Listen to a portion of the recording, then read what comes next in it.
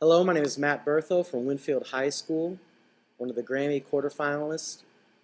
Two to three of my most important teaching philosophies. The first one would be strengths and weaknesses of a student. When students come to me, I look for the potential in them. How good can they be, or how far can they go? And so I'm very honest with them. We talk about um, their strengths, and then we also talk about their weaknesses. And a lot of times, people take criticism a little differently. But over the period of 4 years with me, the students learn how to take criticism really well. In class, we're not afraid to, like an orchestra in choir class, we're not afraid to say, like, Joe or Johnny or Maggie, can you sing that again? And do that again for me, please. And everybody applauds them when they get that right. And there's really no measure of, oh, that's a failure if you didn't get that right, because eventually everybody gets it right.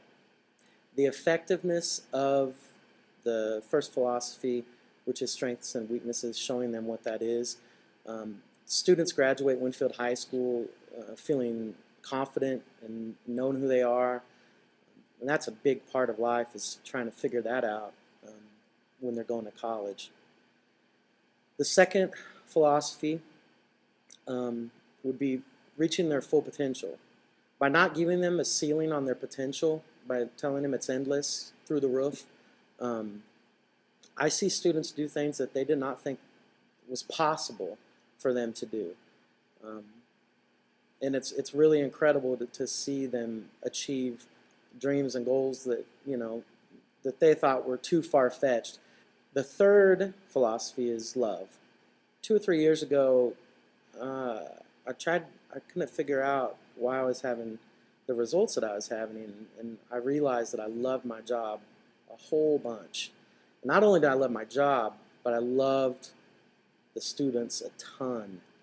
2 years ago, we set out on this journey to share love with our audience when we perform. And 2 years ago, we achieved that goal, and we've been trying to do that ever since. The proudest moment that I've ever had was, again, 2 years ago, when we were talking about showing love. And it was the last concert of the year for the seniors, and it was my a cappella choir, and there's about 64 in that choir.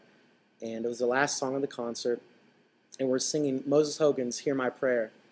And we get about halfway through, and I notice that the students are crying on stage. I'm crying on stage. And then when we end it, I've never experienced anything like this. They actually ran off the risers and just surrounded me and gave me a big hug. And it was one of the coolest things that I've ever experienced as a teacher. I think one of the most significant challenges for me as a teacher is, again, going back to some of the naysayers in life about music specifically, thinking that there's not a career in it, thinking that music is stupid. When I have those naysayers in life, it's hard to diffuse that.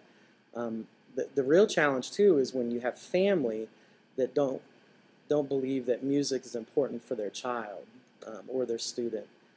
That's a challenge that I deal with probably every year. And the best way that I handle it is by letting their child sing. And then the parent generally sees their child sing, and they're like, oh, wow, yeah, you should take lessons from him and be in his choir for a long time, because that's awesome. I want to teach out of truth, and I want to teach out of love. I want to be honest with them. I want them to understand that we all start somewhere. I started when I was a junior in high school singing, and it was because my teacher, or one of my counselors, asked me the question that I started with, what do you love, Matt? So, I think, what do you love? What makes you tick? Why are you here? If you can get a student to answer those questions, and the music part of it, knowing the notes, knowing tone quality, knowing how to breathe correctly, posture, breathing, vowels, all the technique, that's so important. But music is, the way I like to say it is, when people sing, it's like their soul comes out to say hello. I perform in musicals. I've been Beast in Beauty and the Beast. I was Horton in a Seussical. Trevor Graydon and 30 Modern Millie. I've done some performances with my students. We've done some commercial projects where we sing pop songs and songs that you hear on the radio. I help out with Link Crew. I teach about 43 voice students a week right now in the summertime and about around 30 during the school year.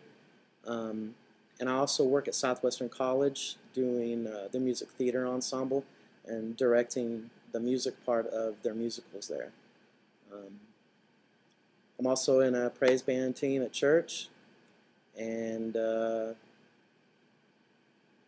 about it. I just like helping people.